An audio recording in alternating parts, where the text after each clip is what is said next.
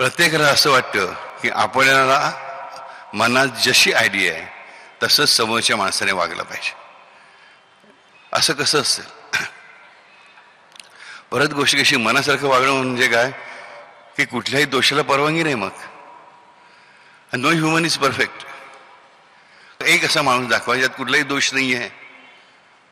आणि मग जेव्हा संवाद कमी होतो तेव्हा आम्हाला फक्त एकमेकांचे दोषच दिसू लागतात. आणि का?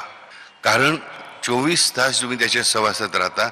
जी व्यक्ती जेवढी तुम्हाला जवळ तेवढी तुम्हाला त्याचं रूप जसं व्यवस्थित दिसतं तसं त्याचे दुर्गुण पण जास्त कळतात. तर जी व्यक्ती लांब राहते त्या व्यक्तीचे दुर्गुण कमी समजतात. पण आपण एक लक्षात घेतलं पाहिजे की आपले दुर्गुण नाही आहेत का? आणि जर तुम्हाला उत्तर आलं की मला जेव्हा एकही दुर्गुण नाही आहे तर समजायचं आपली घडी भरली.